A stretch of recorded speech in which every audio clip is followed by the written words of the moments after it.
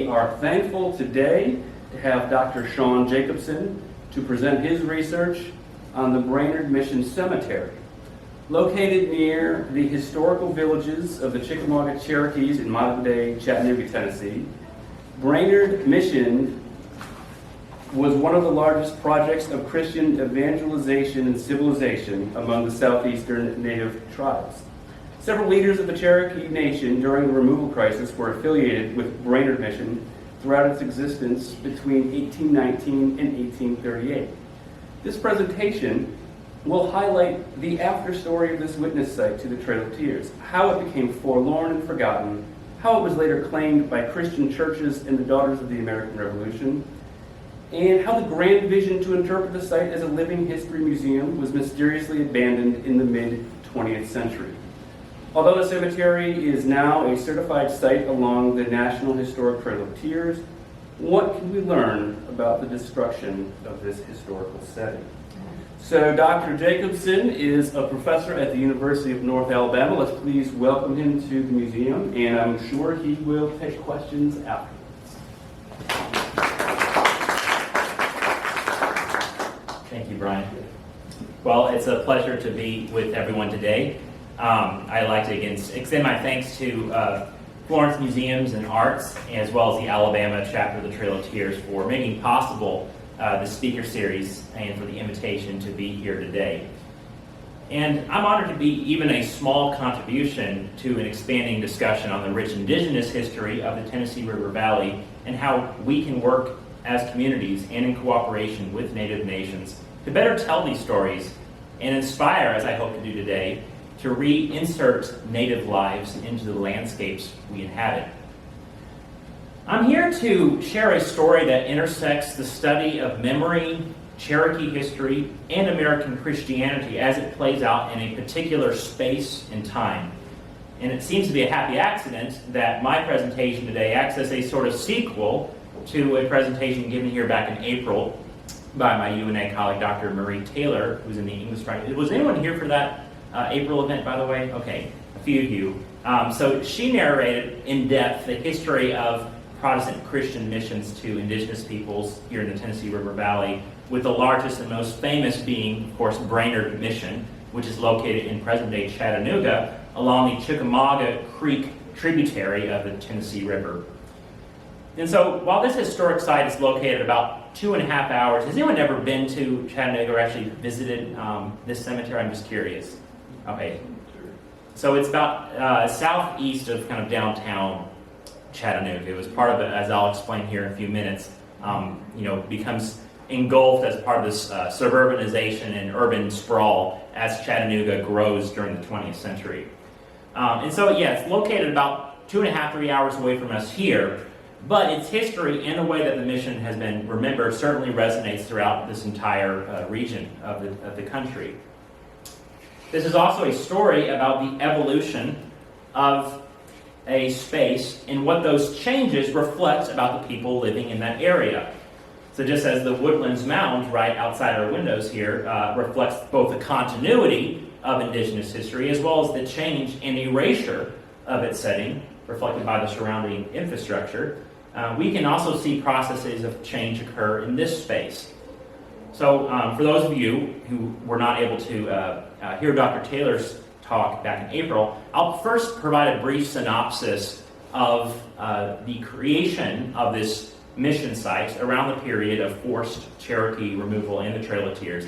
And then I'll then spend the rest of my time talking about how the former mission site was forgotten after the 1830s, rediscovered and memorialized by local chapters of the Daughters of the American Revolution in the 1930s, and then marginalized once again around the 1960s. In other words, how does one of the most important sites of interaction between white New England missionaries, southeastern native peoples, and enslaved African Americans get transformed into a derelict cemetery isolated in the middle of parking lots, a shopping mall, and suburban sprawl? Now, this cemetery is one of the last physical vestiges of Chattanooga's Cherokee past, containing graves of many of which are unmarked, of not only white missionaries and their families, but Cherokee boarding students, as well as enslaved African Americans. I'll conclude the talk today with reflections on how I think this can be situated within a larger phenomenon of indigenous historical sites, and who gets a seat at the table in crafting the narratives around these sites. So let's situate ourselves geographically. There's that oval there. That's the Muscle Shoals area. This map is from 1795. This is a time when the United States is very young and fragile, yet it's also very eager to lay claim to the southern indigenous interior, as you can see by the ways that Georgia is still at this point in time claiming what's now later becomes the Mississippi Territory into the modern states of Alabama and Mississippi. But even during the 1790s, this area, the Tennessee River Valley, is still largely dominated, of course, by indigenous societies, and they are increasingly pressured to incorporate or adapt foreign cultural practices and economics in order to survive the onslaught of white settlers who are bringing their livestock, they're bringing materials, they're bringing their enslaved black workers across the Appalachian Mountains.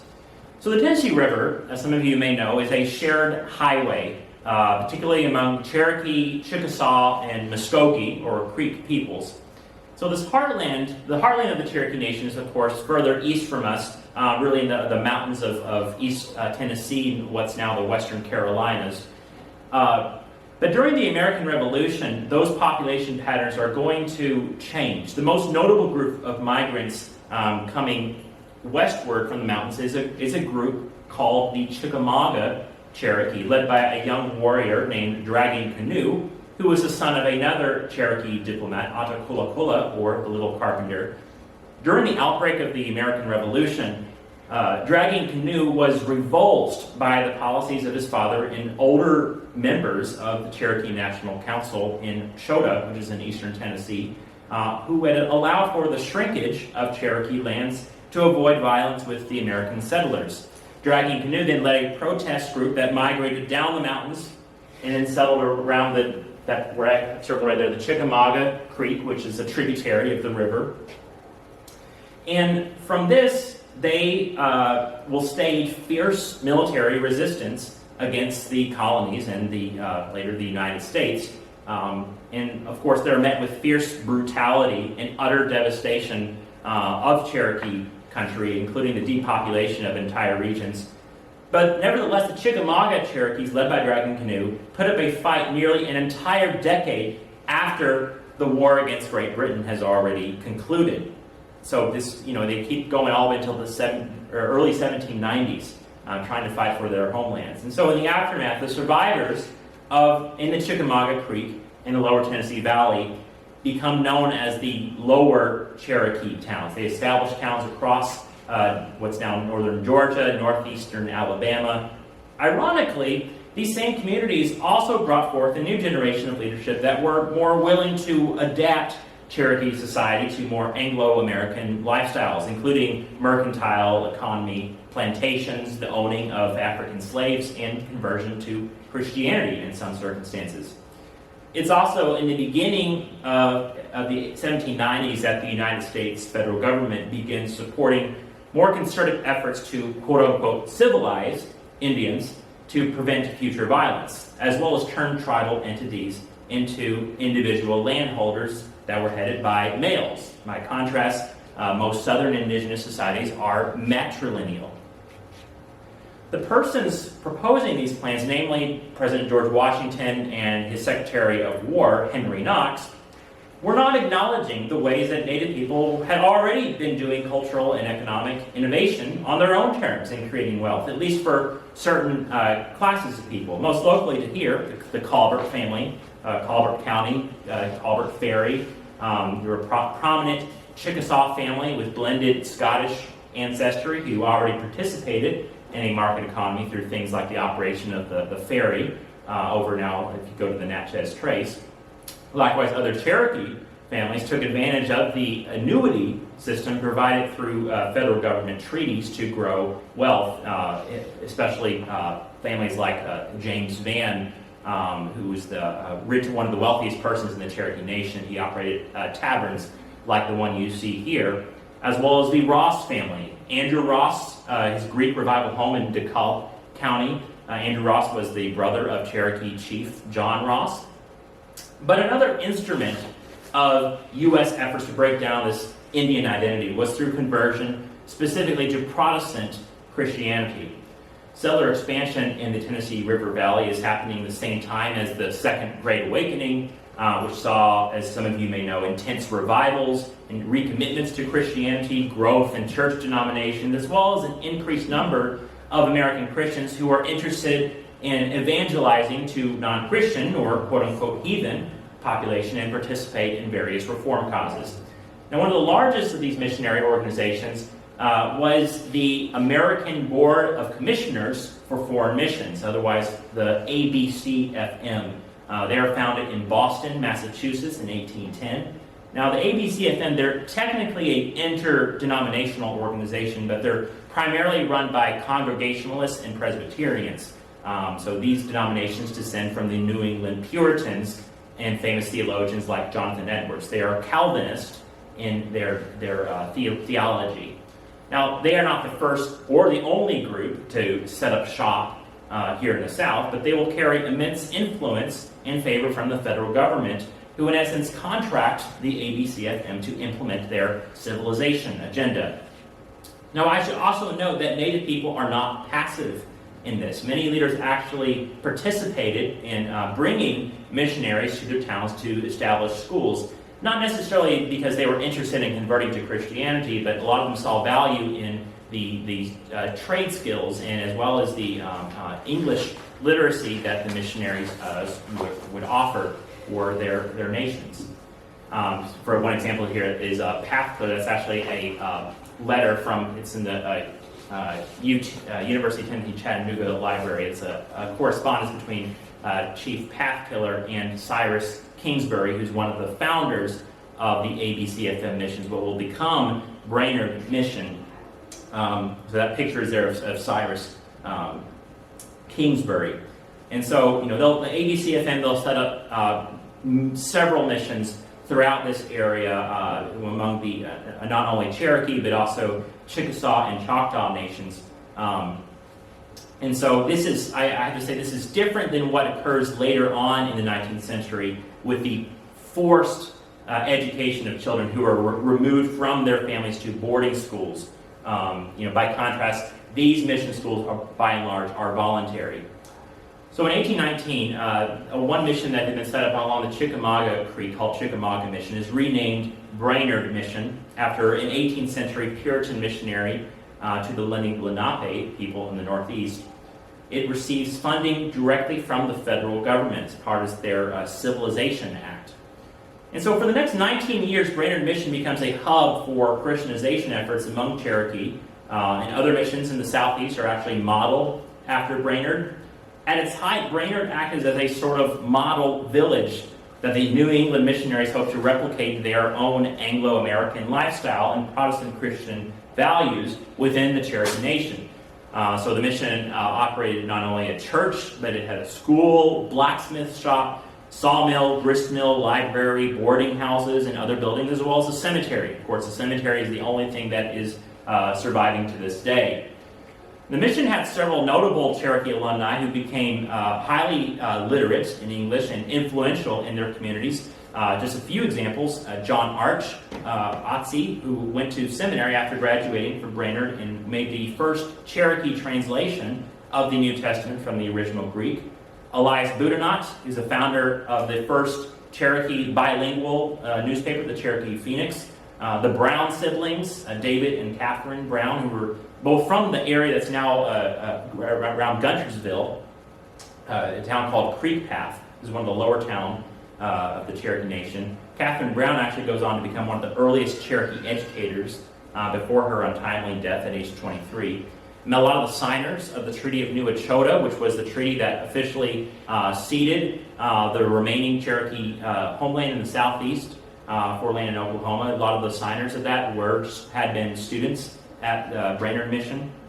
And now I should again say these success stories were more or less exceptions. By and large, most of the native students who attended Brainerd only did so for short amounts of time, or were pulled from the schools by their parents because they did not want their children converting to Christianity. And there were also several enslaved African Americans who were owned by wealthy Cherokee families who could receive education at these Indian missions. This was not an opportunity afforded to slaves on the white-owned plantations. So Brainerd was just kind of the hub, but there was, several satellites established throughout the 1820s and the early 1830s. Here in Alabama, particularly northeastern Alabama, you had two notable missions. One, the cemetery still exists at Willstown. These are both around the area of Fort Payne. The other, Creek Path. This was the school where Captain Brown, a Cherokee educator at the mission there. Unfortunately, that has been submerged under Lake Guntersville, thanks to the TVA.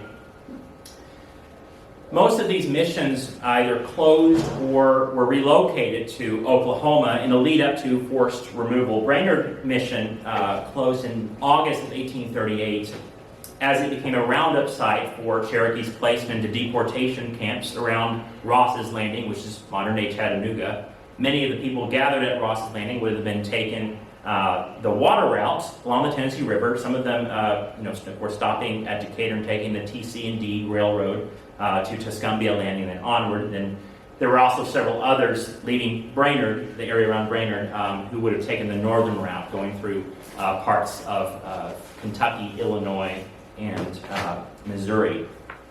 Okay, so I provided some of the historical backdrop. Let's now look at the fate of this witness site in the century following the Trail of Tears. So, like many other indigenous places taken over by white settlers, most of the buildings at Brainerd were either torn down or repurposed as materials for other homes and structures. The cemetery might have shared the fate of lots of other indigenous cemeteries in the southeast that were later desecrated after the Trail of Tears and turned into farmland, but one of the missionary families at Brainerd had actually purchased the cemetery lot in 1838 and still buried family members there up to around 1871. Now, there was also a water mill that was erected on the foundations of the original mission mill. This picture here is from 1903. But by and large, the landscape around the former mission site receded into obscurity. The earliest post-removal description of the site I was able to find is from half a century after the Trail of Tears, and an article in 1874 in Scribner's Monthly that described a forlorn cemetery in one of the old boarding houses that were still standing. It was described, and this is quote, a decaying ruin, inhabited by a horde of Negroes, unquote. So there's tantalizing lack of evidence to how the mission lands might have been used or the identity of those African Americans living in what was still outside the city limits of Chattanooga. But there's also evidence that the mission lands were used for cattle grazing during the mid and late 19th century. For the most part, this remote cemetery was little more than a curiosity from a bygone era. This would dramatically change starting in 1895 and moving forward. One of the more curious memorials in the cemetery was for the grave of Dr. Samuel Worcester, the founding secretary of the ABCFM, who died while visiting Brainerd Mission in 1821. Now, this guy is not to be confused with his nephew of the same name, who was a missionary at the cemetery and was involved in the Supreme Court case, Worcester v. Georgia in 1832, where basically the state of Georgia had imprisoned missionaries in the Cherokee Nation who didn't have a Georgia state permit. So anyway, this Dr. Worcester, he was just a visitor, but because of his prominence, he got his huge memorial erected to him. But fast forward in 1845, the Worcester family, who were from Massachusetts, actually came down and exhumed his remains and reburied him in a family cemetery plot in Salem, Massachusetts. 1895, the Worcester family descendants then proposed to take the monument itself and also move it up to Massachusetts. And this provoked all kinds of outrage from the local community, particularly local clergymen like the Reverend Jonathan Bachman, who was minister at the time of the First Presbyterian Church in Chattanooga, and Mary Fry, who served on the State Historical Commission. And she wrote that, quote, "No visitor from Massachusetts has a right to come here and remove a landmark or gravestone from any graveyard, especially in this instance, where it marks the most ancient historic spot near Chattanooga," unquote. So the Worcester family backed out from their efforts to remove the monument to their ancestor. Now, this moment is significant because it launched over the subsequent years a concerted effort by particularly white Protestant churches in Chattanooga, as well as heritage organizations, to rediscover Brainerd Cemetery and claim it as the foundation of the city. Spearheading these efforts was the Reverend Bachman's daughter, Anne Bachman Hyde, who became the historian for the United Daughters of the Confederacy, as well as a state officer for the Daughters of the American Revolution. Now, Anne Hyde amassed a coterie of local DAR chapters, Protestant congregations, and local journalists to elevate this Cherokee mission site founded by New Englanders and transform it into a centerpiece of Southern white Protestant heritage.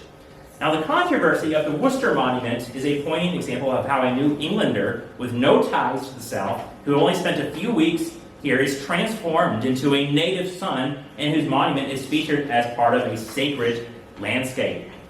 In the immediate years after World War I, the DAR took advantage of improving infrastructure in the South, and such as the growth of highway tourism, to consecrate several memorial sites in an effort to connect their landscapes to a deeper and, frankly, romanticized American past.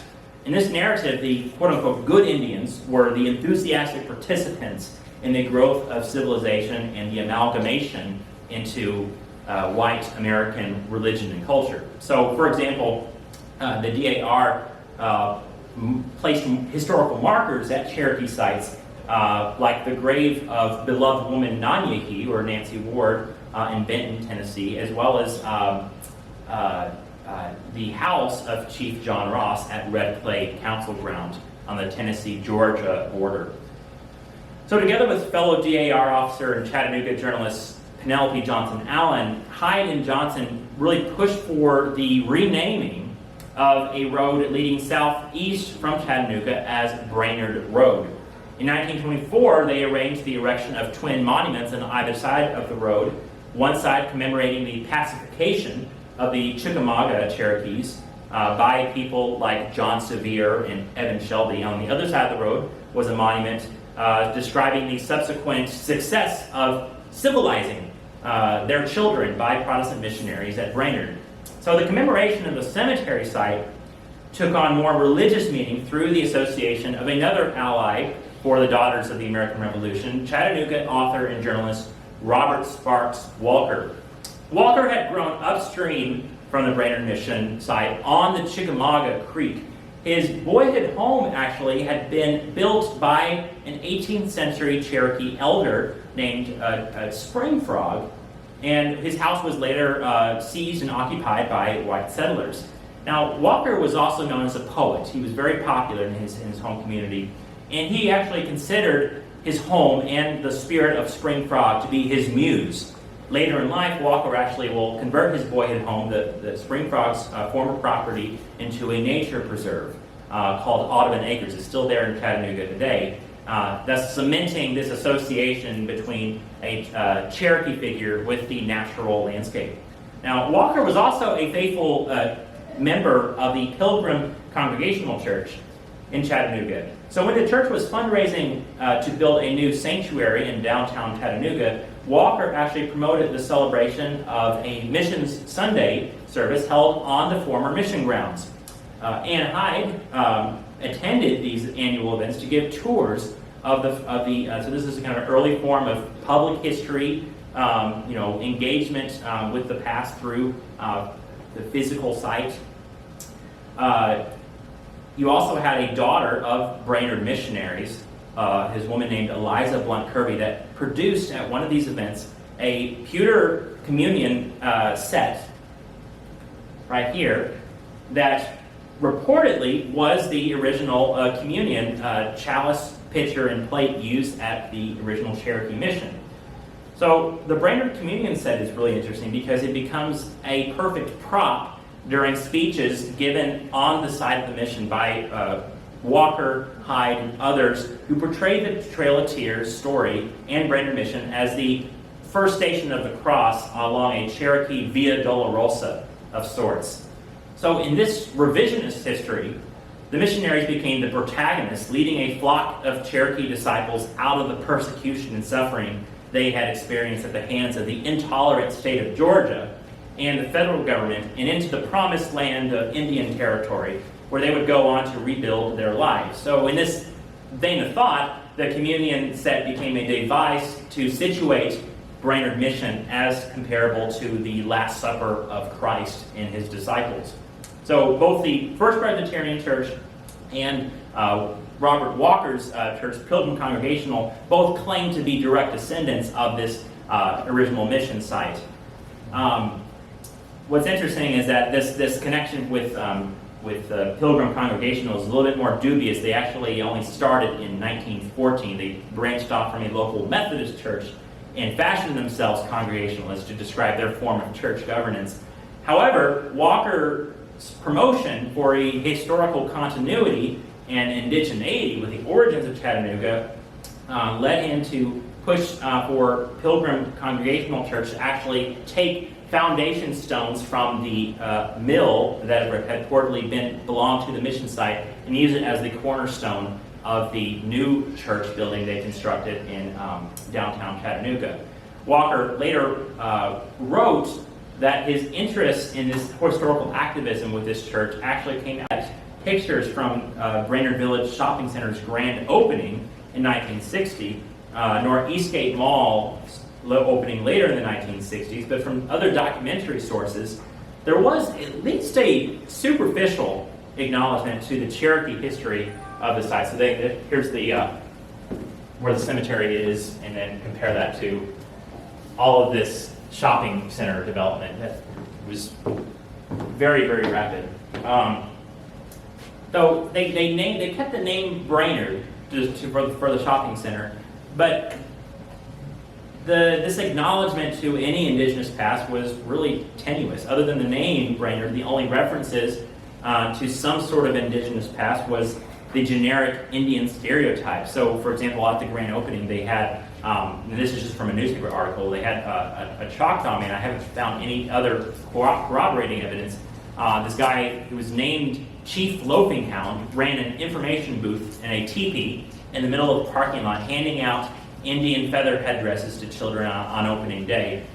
The original Brainerd Village sign for this shopping mall also had a TP logo, and a local Boy Scouts troop created a totem pole for the parking lot entrance. And again, I should remind you that none of this iconography is authentic to Cherokee or Southeastern Native culture more broadly. And so it's ironic that for a historic site so focused on the civilization or the Christianization of indigenous people, the only space that Indians occupied at the shopping center was that of the pre-modern noble savage.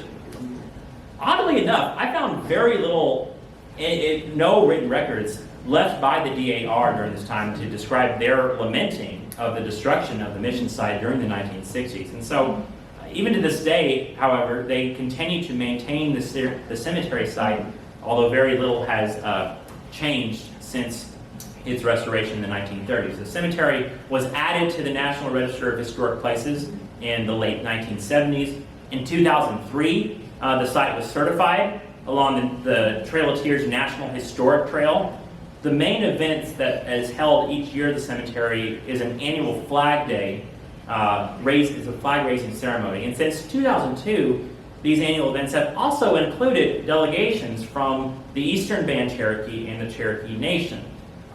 In 2021, the keynote speaker was Richard Sneed, who is the principal chief for the Eastern Band. Now, my next steps is, in researching the meaning for this site, is to conduct oral history interviews with stakeholders, particularly indigenous perspectives, because I have yet to attend any of the contemporary commemoration activities performed at the cemetery, and so I do refrain from making judgments to the extent to which the present day DAR caretakers may or may not be attempting to center Cherokee voices at the site. However, I had visited the cemetery myself. These are pictures that I took in December of 2020 when I was doing my research. And so I can provide some assessment and reflection on the relationship between memory, settler colonialism, and what I call the affective nature of historical spaces. So honestly, I would say the cemetery setting today is rather sad looking, given that it's so isolated by parking lots and devoid of historical context. Most of the shoppers and passersby may not even register. It's not obvious what this site even signifies. Now, of course, there's lots of scholarship. There's lots of great books published in recent decades that make possible to tell a more faithful story of this historic site. But this physical cemetery itself is mostly unchanged since the 1930s. And I would argue that it actually more accurately reflects the values of upper and middle class white Protestants invested in suburban boosterism than it does actually reflect the complex and racially diverse setting of Brainerd Mission at the time when it was still, within the heart of the Cherokee Nation. So, since the 1980s, the cemetery has been surrounded by barbed wire fence. You can see in the upper left corner. The original front gate entrance is permanently locked and blocked by the back of a retail business. That in the upper right, you can see that was the original main, grand entrance, and it's to a dead end. That originally would have gone straight to Brainerd Road. Now, it does have national park signage, as you see there on the top left. But as a whole, in its setting, it really gives the impression that the cemetery is an obsolete, or that at best it's perhaps an anomaly. And I think that the unfortunate changes to the site and its landscape over time begs the question: what purpose does historic preservation serve?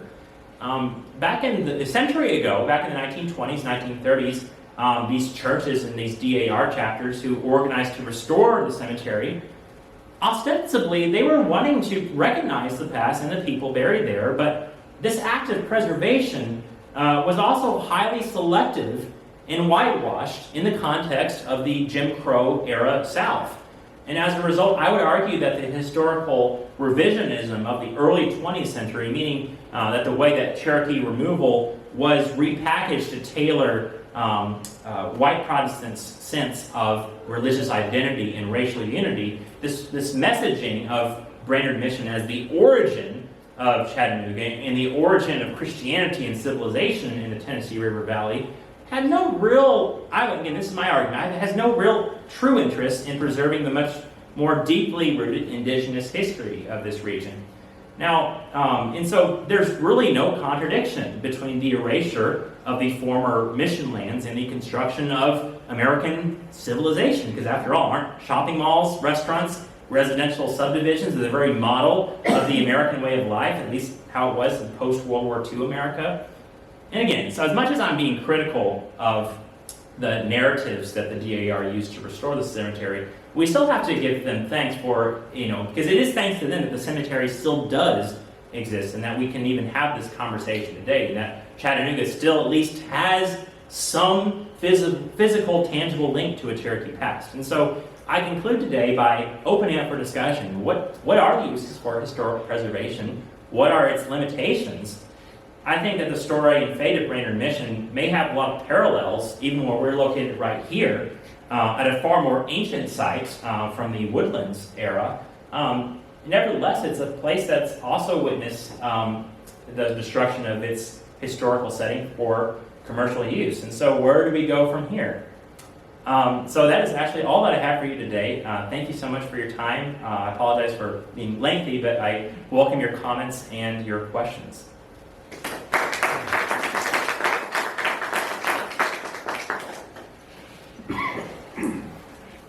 Well, we certainly came in late. Sorry. You're fine. We didn't know. Thanks We for just thought it coming. would be great to show up here today. My mom has never been here before. Oh, I'm so glad you're all here. See, my mom is a Taino Indian from Puerto Rico. Okay. Yeah, and this is definitely of interest to us. And yeah, it's very sad to see how grave sites are just being left alone. Well, it's nice that they're being left alone. They're being ignored. Yeah, but they are ignored. Right. That's very true. The significance of what they are. And it's, I can only assume it's just because, well, you don't have the native population here any longer. And it's been just completely overrun with, well, European American interests, which do not acknowledge that. But I suppose another good thing about them being left alone is movies in the past, like Poltergeist, to be like, you don't want to be buried, you don't want to be buried on top of Indian burial grounds. So it pretty much gives a nice scare away from that. And leaves them alone. But go ahead. That was great, Sean. Thank you. And I got two questions. Number one, who is doing the gatekeeping around the cemetery? So who is like locking the gates and keeping the barbed wire up to prevent public access? And number two, is there other historical documentation about the Brainerd Mission outside the cemetery? So like what other archival records exist about the school outside the cemetery itself? Sure. So to answer the first question, to my knowledge, it is the same DAR chapter. So there's like 6 area chapters that kind of take turns managing, kind of maintaining, clearing debris from the site.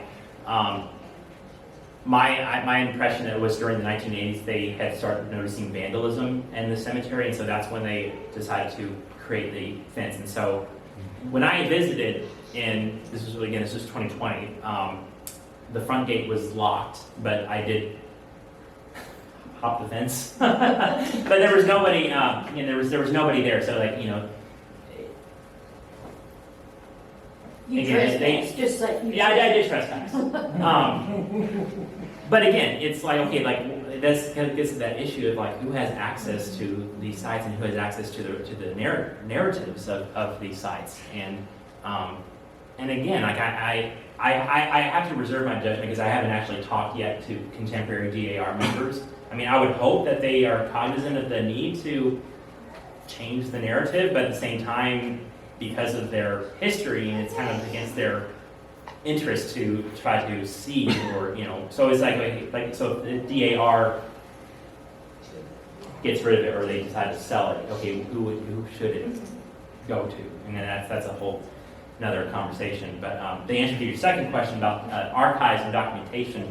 So a lot of the material that I did about the actual memory of the preservation was at University of Tennessee Chattanooga's special collections. There's also a much larger documentation in the ABCFM archives that are located in Boston at Harvard's library. And so there's also some document, and again, I haven't had the chance to research this yet, but out in Oklahoma at the Gilchrist Museum, and then University of Oklahoma, they also, because a lot of the people associated with this mission continued the work that they were doing in Indian territory. And so that's kind of one of those things that the fact that it doesn't just shut down. It basically the idea is that the mission actually relocates. So for example, Samuel Worcester, he's actually buried out in the Cherokee Nation in Oklahoma. And so the way that this site was remembered was kind of like, well, Cherokee history ended at 1838, and then it conveniently opens the way for the establishment of a Euro-American civilization. Yes, sir. Have you done any research on the Moravians' influence in the area, or were they in that area? They were, yes, sir. So I've not done extensive research on the Moravians themselves. The nearest location to here that they would have been at was a place called Spring Place Mission, which was on the plantation of James Vann. So that is in, the site's still there. That is in Chatsworth, Georgia, and northwest Georgia.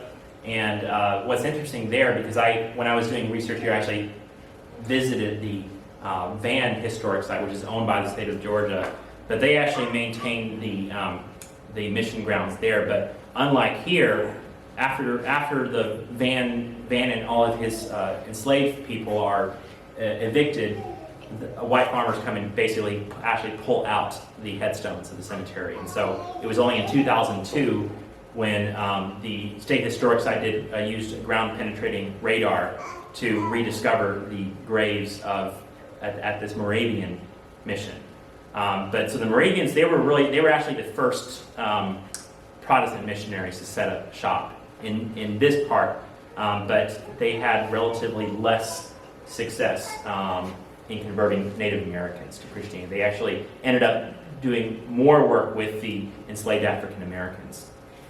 At least that was the case at Spring Place. I'm not sure about other mission sites.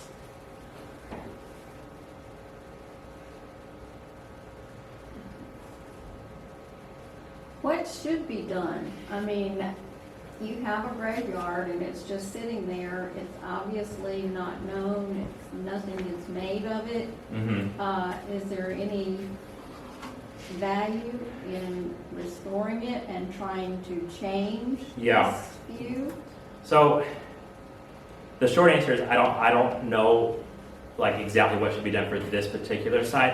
I am encouraged just within the last year to see, so if you're familiar with the work that Deb Holland, who's the current Secretary of the Interior, she launched a boarding school initiative that basically kind of, it's a project by the federal government to actually try to reckon with the very, very long history of these civilization programs that actually begin during this time. And so this is not the same type of institution at what you might see later on at like places like Carlisle, Pennsylvania, where the students are basically forced to shave their heads and wear military uniforms, and they are suppress the culture out of them.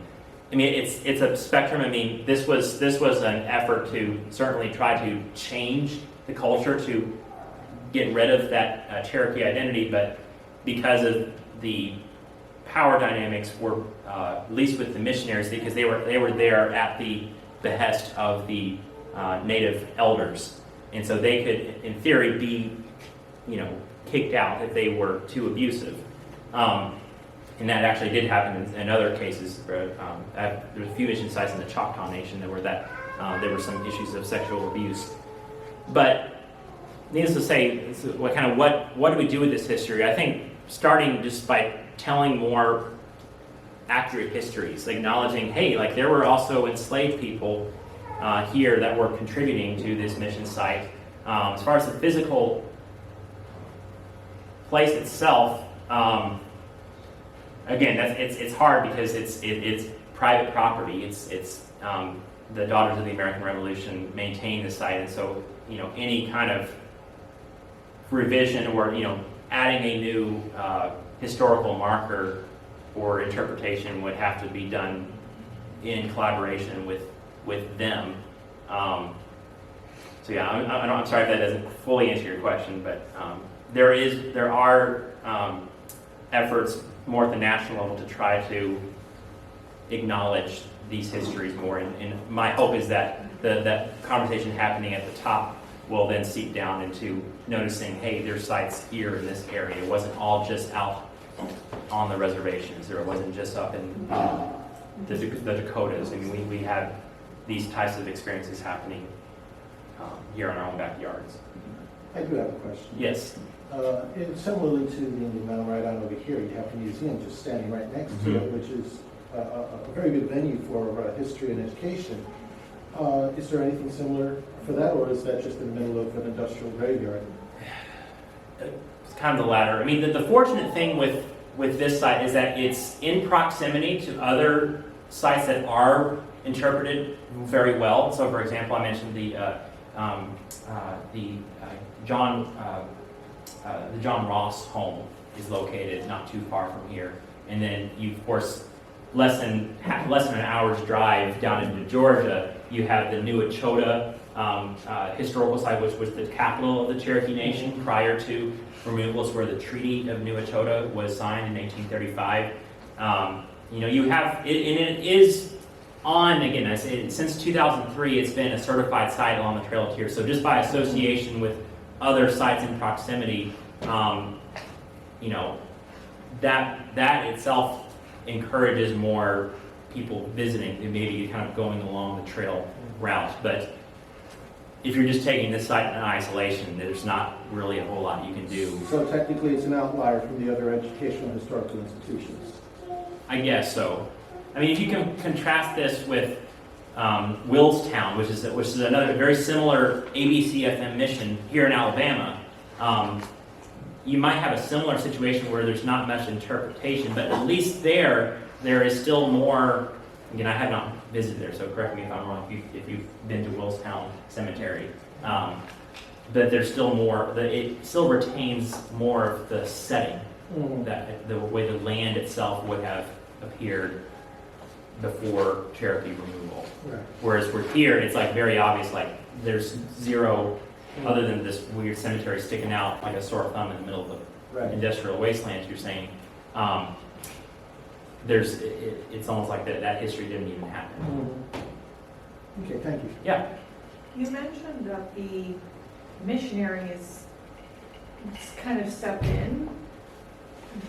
Were they always, I got here late, so you You're might fine. answer this, but were they always kind of overseeing or stepping in to assist with the Native American tribes?